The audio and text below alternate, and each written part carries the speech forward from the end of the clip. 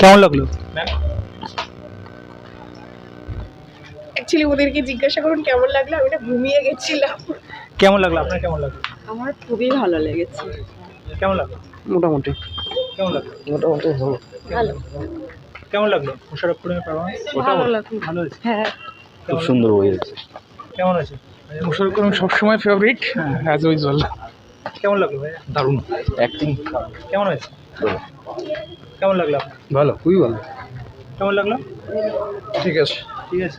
কেমন লাগলো? ম্যাডাম কেমন লাগলো?